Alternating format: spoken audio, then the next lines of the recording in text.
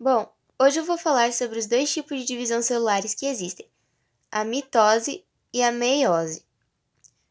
Bom, começando pela mitose, a mitose ela é dividida em quatro fases: a prófase, a metáfase, a anáfase e a telófase. Ela é usada normalmente para regeneração e criação de novas células.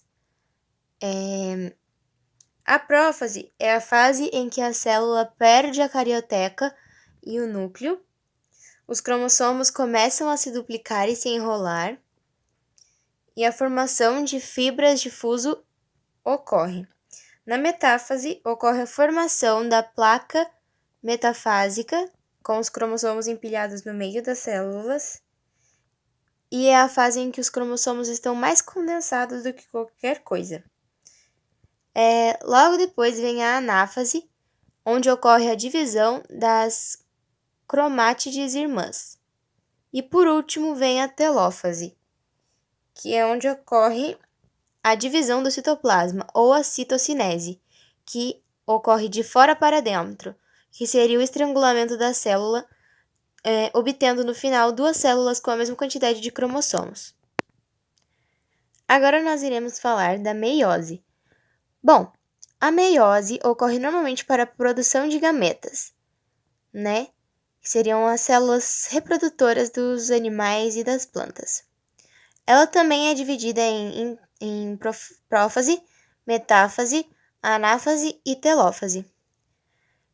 A primeira é a meiose 1, né? Que a meiose é dividida em duas meioses. A meiose 1 ela é reducional, né? Pois ela vai reduzir a quantidade de cromossomos presentes nas células.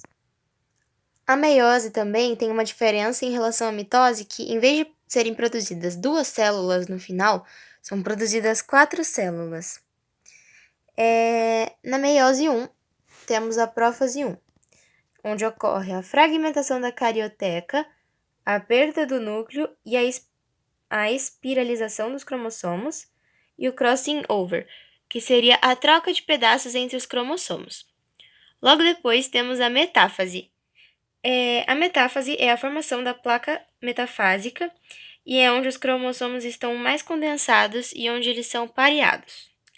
Depois temos a anáfase 1, que é a divisão dos cromossomos homólogos puxados para os polos das células. Depois temos a telófase, que seria o retorno da carioteca e do núcleo, a desespiralização dos cromossomos e a citocinese, formando duas células, finalizando assim a meiose 1. Depois temos a meiose 2, que seria nada mais, nada menos do que a repetição do processo, porém, em vez de ser reducional, é um processo equacional. Teremos novamente a prófase, só que dessa vez a prófase 2, que seria a fragmentação da carioteca, né? A perda do núcleo e a espiralização dos cromossomos. Na anáfase, nós temos, na metáfase, nós temos a formação da placa metafásica, é a fase em que os cromossomos estão mais condensados novamente, e é a fase que os cromossomos estão ligados às fibras de fuso. E dessa vez eles estão sozinhos em vez de pareados. Depois nós temos a anáfase 2, que é a separação das irmãs cromáticas, das cromátides irmãs, no caso. E temos a telófase novamente, que seria a citocinese centrípeta, ou seja, de fora para dentro, e o retorno do núcleo e carioteca. E seria onde os cromossomos se desespiralizam, formando assim quatro células com a mesma quantidade de cromossomos das duas células filhas produzidas no processo de meiose anterior.